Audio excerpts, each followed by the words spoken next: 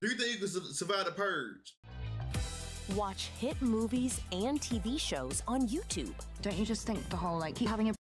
The Purge is a story about a young couple trying to rekindle their love in the middle of a government-sanctioned killing spree. Liz is a small-town girl who moved to LA to make it big as an actress. I haven't seen it. Shane moved to... You haven't seen not one Purge ever? I mean, you don't need to watch the first two to understand it. All the other ones, they just... but like, basically it's like one day out the year, everything gets legal. I feel I don't want to die. I'm just saying that ain't no fun. Like, you gotta have, like, the city to take over the family funeral parlor. When their love runs dry, only the threat of imminent death can bring them back together. Watch as they overcome mass psychos, government death squads, and wealthy purgers in the quest to find the love they lost not so long ago. With the help of a grieving ex-police sergeant, waitress, and her annoying daughter, they fight for their love and their lives in a not-so-distant future where the government has legalized all crime one night of the year in an effort to kill the poor and save money. Bro, okay. I reload around face, but the way people act in these movies, and but it's like you gotta go for something that's like not like highly anticipated, like rob a bank. Everybody in the world want to go rob a bank, so you gotta go through 1,000 people.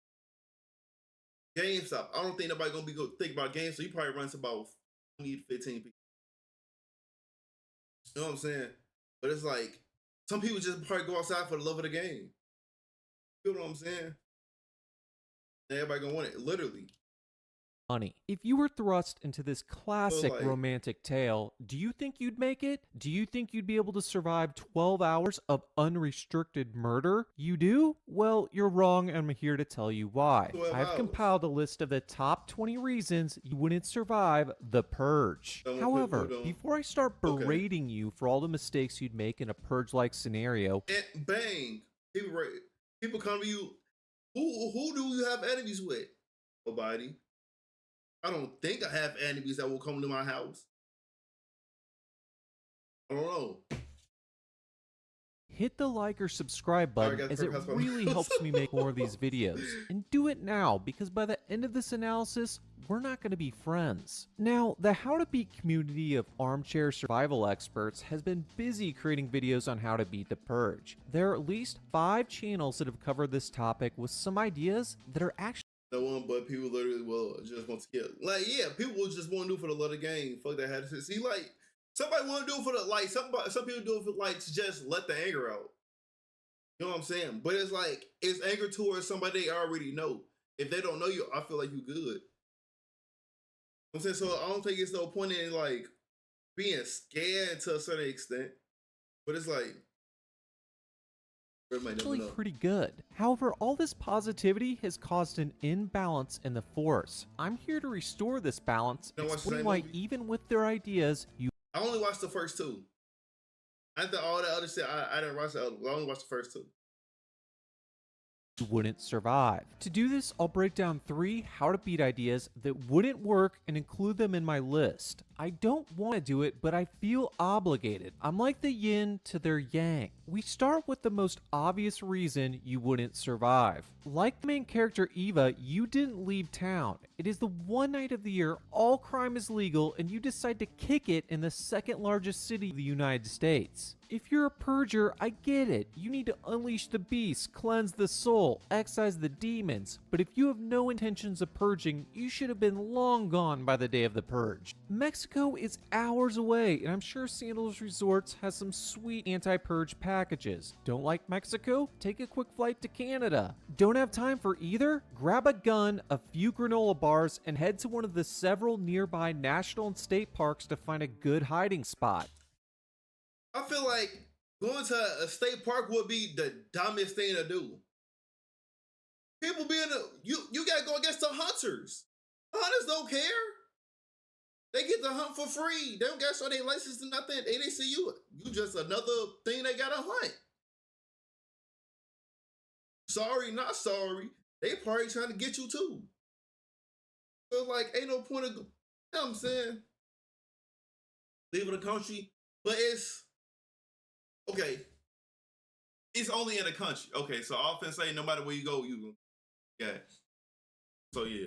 The worst thing you can do is stay put in the second largest city of the United States. Like Eva, you had a year to save money and make preparations for a vacation, but you decided to stay in Murder Town, USA. Reason 2, you have a shit job. Eva is finishing up her shift in an LA diner. This specific diner is open right up until 2 hours before the purge commences. Talk about a shitty job. Why would this diner be open so late in the first place? It is hard to believe there's much business outside of some purgers who want a full belly before starting. I still want this mask this day. If anybody can fan this mask and send it to me, I will love you forever. I still want this mask. This matter is so cold to me.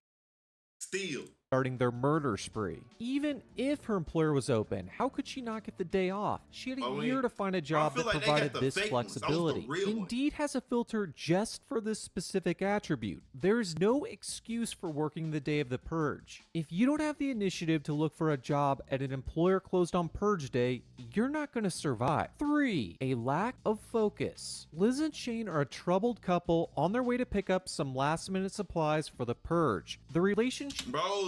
Bro, like the ones, it's like you could damn near see through that hole.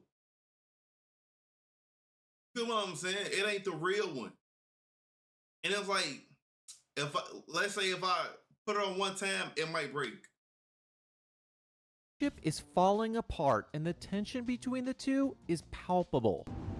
You okay? Fine. Sure. You don't need to keep asking me. Now, we've all been through tough times in relationships, so this would be understandable if not for the fact that they are 2 hours away from being in the middle of a war zone. They should be focused on one thing, and that is surviving the night. Instead, Shane is swiping through old pictures of the couple when he should be watching how to beat videos for last-minute survival tips. Is the relationship really bad enough they can't put it aside for a day? Y'all talking about me or him? I don't make sense. You know, too mean. You never walked into the motherfucking store and seen the mask and like, bro, that shit gonna break soon as I put that motherfucker on.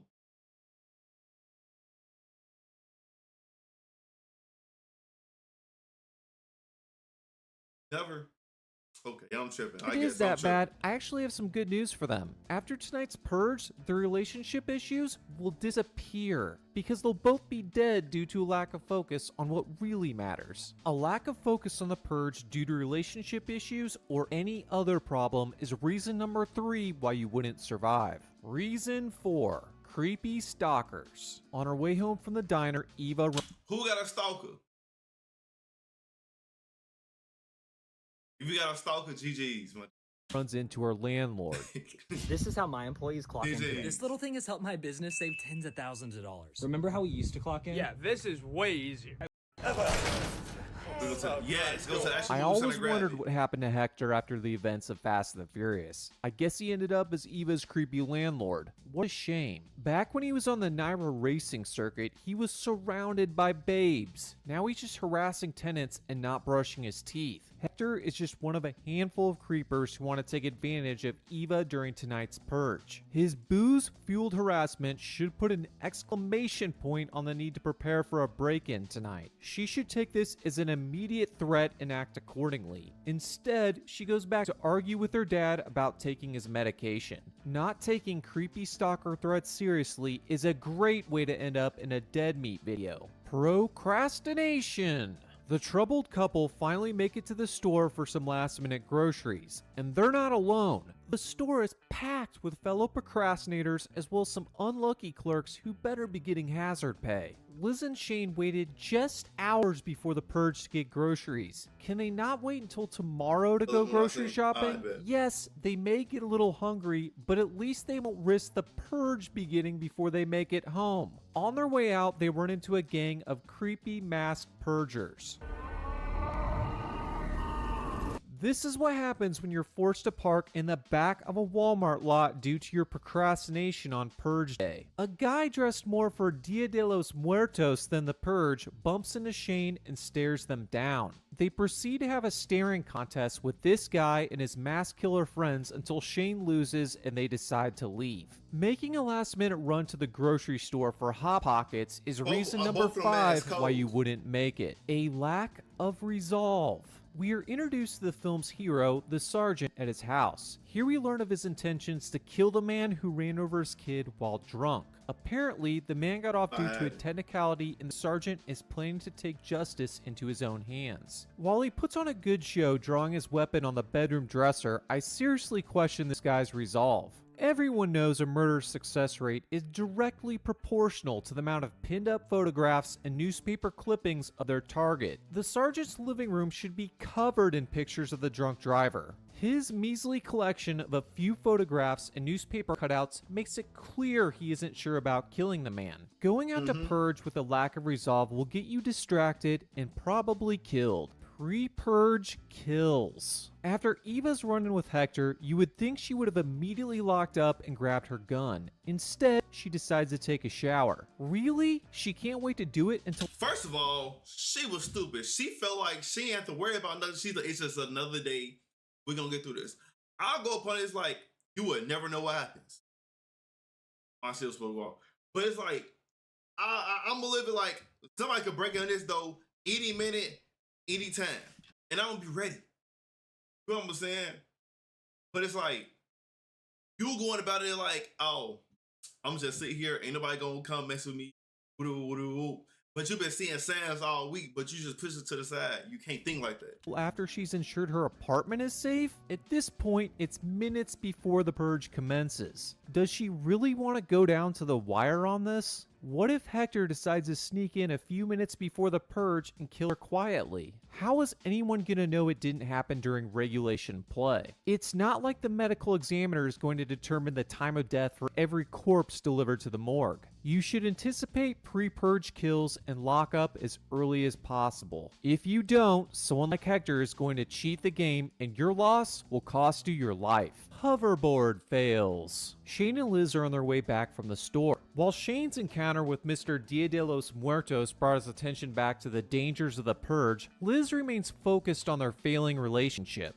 Jeez, that guy freaked me out.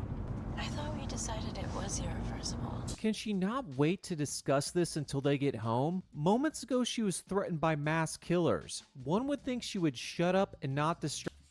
One killer to every tragic thing, relationships and babies. You love that girl or that nigga too much, it's gonna kill you. In all these situations, Walking Dead, Purge, Blood, anything, the Titanic, whatever it is. Love with them kids gonna be the first things to get you killed.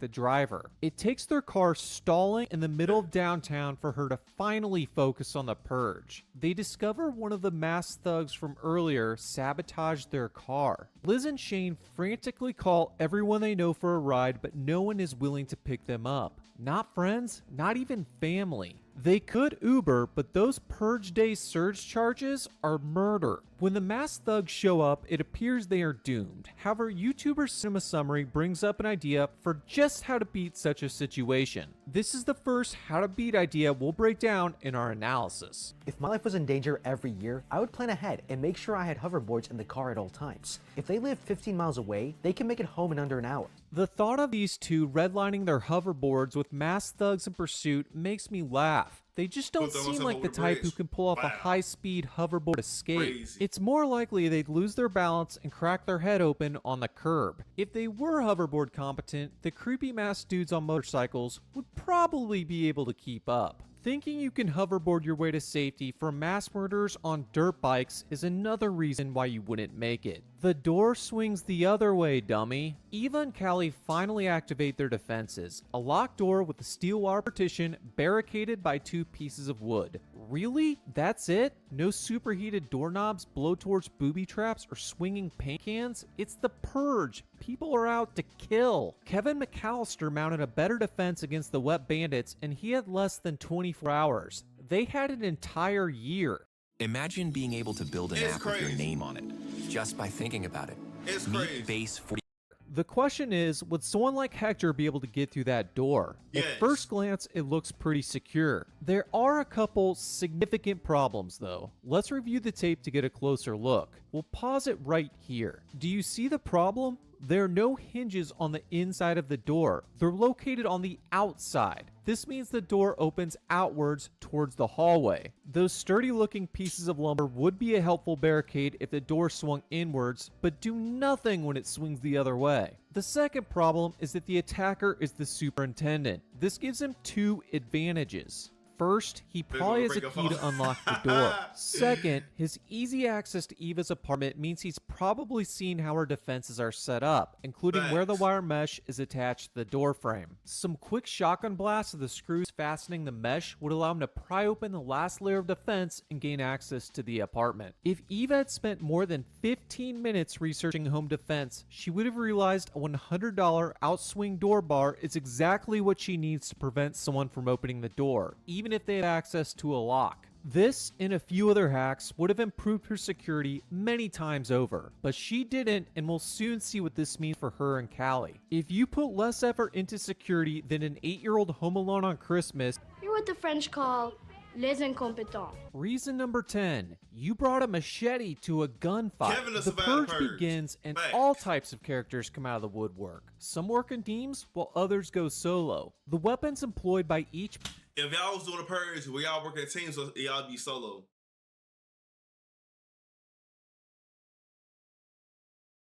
And if you work a team, how big is your group? How many people you running with? Purger vary as much as the personalities that wield them. Some wisely choose the high ground and sniper rifles. Others not so wisely choose visibility limiting masks and machetes. While the machete does rank high on the intimidation okay. factor, its limited range of several feet does give it a slight disadvantage to high-powered rifles. This just goes to show us that the Purge cleanses both the soul and the stupid. Anyone who chooses the creepy mask machete combo will not survive the night. Bert here is going to guarantee it. Right. Number 11, you're too good for the dumpster. Somehow, Liz and Shane are able to escape the creepy mask gang without the use of hoverboards. They start looking for places to hide and come across a dumpster. Just as Liz is about to hop in, she sees a dead body. The dead guy in the dumpster is actually a good thing. Hiding under a body would ensure that even if someone came snooping around, they wouldn't find you. Instead, the couple freak out and run. But I would have rolled her that motherfucker.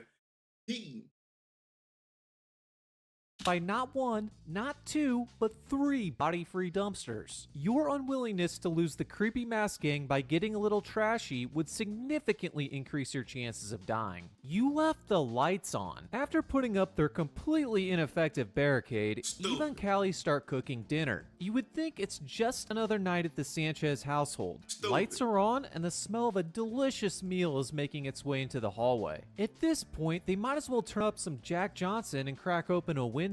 Is Eva that surprised when a roaming death squad singles out her apartment instead of the smart neighbors who are hiding in a dark closet with their finger on the trigger? Eva and Callie's high-profile Stir-Fry Saturday is a blanket invitation to all purgers hungry for their first kill of the night. The only question at this point is who's going to get to them first, Hector or the approaching soldiers? Number 13. You're no Indiana Jones. As Eva and Callie are watching the soldiers enter their building, Hector breaks into their apartment. Gosh, it would really be nice to have a gun right now. Where do we put it? Oh, we left it on the kitchen table. Darn it! How to Beat experts, Cinema Summary, and Binge Express both stress the need for you to have multiple weapons to avoid such a scenario. Both YouTubers provide a list of low-cost alternatives to expensive firearms you can hide throughout your home. Here's one such alternative described by Cinema Summary. I would make sure I had a tactical whip. These things f***ing hurt. Even a light swing can bring a man to tears, and it requires 0 skill or strength to inflict maximum damage. I've got a better idea. How about you shell out a few more dollars for an actual whip, Indiana Jones? At least you'd have a little more range. Funny enough, it's Indiana Jones himself that shows us a weapon like this, while intimidating, does not work well against someone with a gun.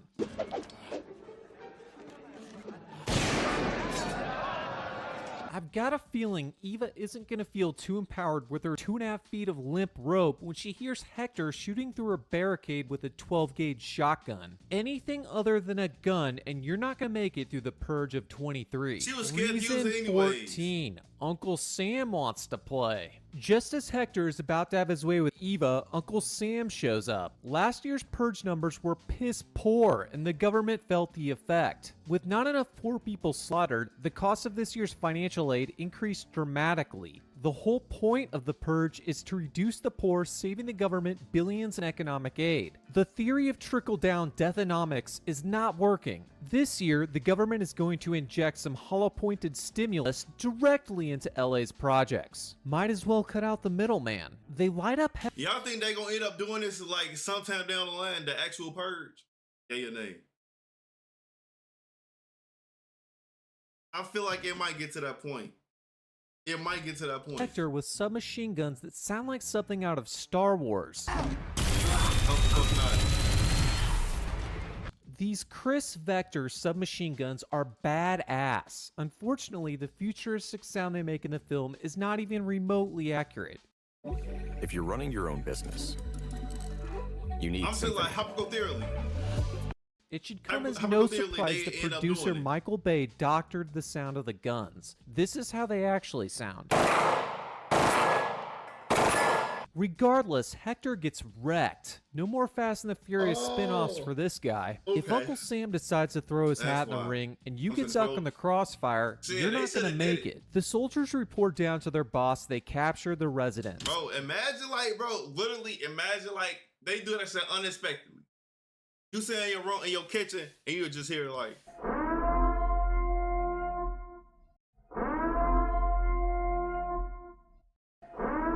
bitch. I'm already in reason. Hey, I'm getting away from all the windows, just in case. Just in case somebody come in the mother try to tweet. Cause I know ain't nobody got no grenades. Shit myself. Wow. Let's bring these two downstairs. Big Daddy, we have 2 for your personal purge. Bringing them down now. Big Daddy? That's a weird code name. Either I'm missing something, or this is one kinky group of soldiers, and I don't want to know what goes on in the back of that semi-truck. Reason 15. You're a decent human being. The sergeant, whose resolve I questioned earlier in this analysis, comes across Eva and Callie being dragged out to the semi-truck. If he was a dedicated murderer, he would have driven right past this struggle. Jeffrey Dahmer, the Zodiac Killer, and Ted Bundy would have all kept their eye on the prize. Instead, his human decency gets the best of him and he decides to save them. Now, helping innocents is not a good idea in the first place. They're gonna slow you down and probably get you killed. However, the larger danger is that they are actually purgers themselves. No idea. The sergeant doesn't know why they're being hauled into the truck. They could be a mother-daughter team who are out purging before being captured by the soldiers. Instead of logically thinking through these dangers, the sergeant harnesses his inner John Wick and attacks the soldiers. His gun fu proves too much for Big Daddy and the boys, allowing him to rescue Eva and Callie. If George R.R. Martin had written this classic, Eva and Callie would have slit the sergeant's throat right after he saved him. Oh no! Oh, really? Picking up strays during the Purge is a good way to get yourself killed. While the sergeant was out saving Eva and Callie, Liz and Shane found his unlocked car and took cover. Upon returning with Eva and Callie, he yells at Liz and Shane to leave, but they won't budge. The sergeant has no other choice but to turn on the Uber app and charge them surge pricing. He drives away right as Big Daddy rises from the dead and mans the minigun. While they're able to get away, the minigun's armor-piercing rounds make Swiss cheese of the engine block and they come to a stop in an alley. The sergeant, who has done his good deed for the day, prepares to bid them farewell. He's got some killing to do. As he gets ready to part ways, his entitled passengers balk at his abandonment. I should have never gotten involved. It's none of my business. Okay, but you did, so it is your business now, all right? So what are we all going to do? Grown-ass man asks another grown-ass man for help. Nigga, you should have been ready for this shit. That's literally like, bro, how I come save you, and you tell me what I'm doing is wrong, and now y'all part of my group. No, the fuck y'all not. I just did my good deed because I finna go do some wrong. Get what I'm saying? So it's like, leave. Go home. Do something. Giving us guns? Wait, so you're really just gonna leave us here? Yes. Jeez, you ungrateful little fuck. He gave He you a saved your gun. lives and armed you. What else do you expect him to do? Give you a piggyback ride back to your house? How about you just say thank you? Eva? Just for you to follow me and tell me what I'm finna do is wrong. You trying to stop me? You trying to manipulate me about what I want to go do? Bitch, please. I'm finna go knock a nigga head off real quick. If y'all want to watch it, that's on y'all. Is desperate though and promises she can provide the sergeant with another car if he helps them get to their friend's house. This satisfies the sergeant and he leads them through downtown LA. On the way they come across a variety of bozos who have no business purging, like this lady here. I am a one-woman fucking plague and you're all in my path! I don't think she's gonna last very long. Snipe And this all of guy. that.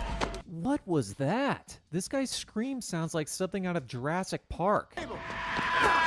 While his war cry is terrifying, what follows is laughable. This guy doesn't even have a gun. At least the machete masked dudes had something. Was he expecting a bare knuckle brawl? Eventually the crew make it to Eva's house where the party's just getting started. Wine is flowing, the appetizers are out, and people are popping pills. Nothing like getting hammered the one night of the year you want to have keen senses. Number 16. You're banging someone you shouldn't. As the film Herald astutely called out, 50% of all murders are committed by those who know each other. The film reveals Eva's co-worker, Tanya, has been banging her sister's husband behind her back. The fact that Tanya is comfortable being around her sister on Purge night is hard to believe. It is obvious Tanya's sister, Lorraine, knows something is going on between her sister and husband. The tension can be cut with a knife. Passive-aggressive insults are lobbed back and forth until Lorraine snaps and shoots her cheating sister dead right in front of their parents. Hosting a purge party with your sibling and their significant other you've been banging is a Hey, I don't think she killed that nigga either. You should have got both of them gone. bad move. Like Tanya, the party will end early due to you suffering from an acute case of lead poisoning. The gang is on the run again and are being tracked down by Big Daddy out for revenge. Just as they think they've escaped, they're captured by the creepy mask gang. These scoundrels sell them to the group of wealthy families who bid for the opportunity to hunt them down. Reason 17. The wealthy fight dirty. In the film, the wealthy hunters get taken out by the sergeant who clearly has superior tactical skills and marksmanship. Except this is not how it would go down. The perennial murder gala is only popular because year after year it is able to make rich white people feel like John McClane in Die Hard. The cards wouldn't be stacked against the sergeant. No. The cards would be shoved up places the sun doesn't shine. The sergeant and any other individual that could pose a threat would be tortured, beaten, and drugged to ensure Richie Rich and his friends get their purge on safely. Assuming you have even the smallest chance of surviving a group of wealthy murderers who bid to hunt you down is cute. It really is. However, in this fairy tale, the sergeant is able to save the entire group minus Shane. It is here that our story of romance comes to an end. Just as Shane and Liz finally found their love again, a machine gun toting waiter takes it away.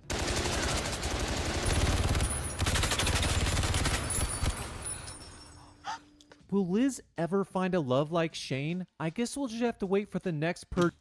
I'm gonna sit there and what's the word I'm looking for? What's the word I'm looking for? What's the word I'm looking for? When you lose somebody in the family and you call off work, what's that time they give you? What's that shit called? For you to get all the tears out. What's that shit called? The 2 days.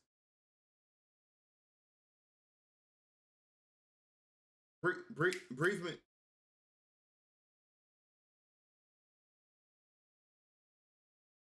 Grieve. Your grievement is grieve. If you won't grieve over that nigga, I'm gonna leave you if you stay too long. Sequel to find out. EVE Online is a Reason 18. You fell asleep. Finally, the Sarge can go avenge his son. He brings Eva and Callie with him as he now feels responsible for ensuring they make it through the purge. On the way to the drunk driver's house, they do their best to convince him not to kill the man, but their words fall on See? Why y'all trying to convince me not to do it? They can let me do what I gotta do. deaf ears. The sergeant's bloodlust has taken over. He enters the house to find the drunk driver asleep? How in the world is this guy sleeping? Exactly a year ago, he drunkenly ran over a police sergeant's son. The legal system failed and he got off free due to a technicality. It is almost guaranteed the police sergeant will try to kill him tonight for what he did. And he's sleeping? He must be boozing again, because the only way this guy fell asleep on purge night is through an alcohol-induced coma. The sergeant pulls the man out of bed and prepares to take his vengeance. Right as he's about to kill him, the film cuts to outside the house where we see the sergeant walk out the front door. As the viewer is left questioning whether or not the sergeant killed the man, the sergeant is shot in the chest. It appears the government tracked him down. Big Daddy explains that the sergeant violated an unwritten rule of the purge, punishable by death. There's an unwritten purge rule, Sergeant. Don't save lives. After he finishes explaining the rules, he raises his gun to kill the sergeant. In a fortunate twist of fate, the drunk driver, who we now realize the sergeant spared, shoots Big Daddy in the head. Lucky for us, Big Daddy, who wore his hat and sunglasses all night long, takes them off in the morning sun so we can clearly see the money shot. Thank you, Big Daddy. Reason...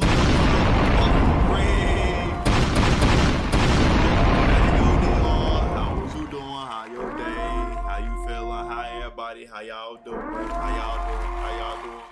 So you would do it. I ain't gonna cap. On everything, nigga will be fried. I'm not gonna lie. And the people that was sitting in the car, nigga, y'all should have stopped the nigga from getting out the It's Just Me, by the way. It's fine. You came goddamn 100 strong, my nigga. What you do though? What you was doing? I see you was on Marvel Rivals. You know what I'm saying? But how you feeling? Take a number, the hospital is full. Nah, while the Sarge is safe for now, his bullet wounds are severe and they need to get him to the hospital. Eva and Callie yell at the drunk driver to get his car, completely forgetting the one they arrived in a few minutes ago. They drive to the hospital, which is not busy at all. I find this a little hard to believe. It's the morning after the purge, a night dedicated to violence. Injured people are going to be lined up at the doors like it's Black Friday at Best Buy. That hospital is going to have a long line of gunshot victims, bloody corpses, and grieving family members. The best the sergeant can hope for is a couple band-aids and some ibuprofen from a triage nurse focused on saving women and children. If you suffer a life-threatening injury during the purge, you better get to the hospital early. Arrive too late and you're gonna die waiting in line. Reason 20. You tried to beat the IRS. The last How to Beat idea we'll analyze comes from How to Beat Godfather, the film herald. In addition to providing an idea to survive the purge, he tells us how to end it for good.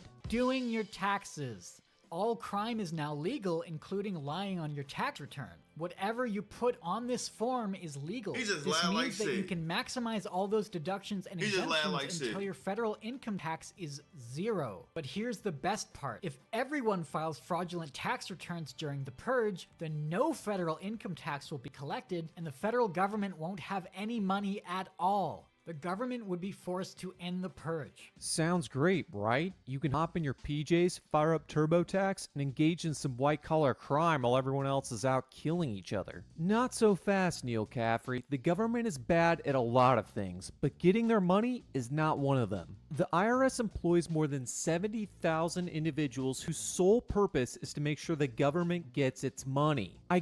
If it was me on purge, them all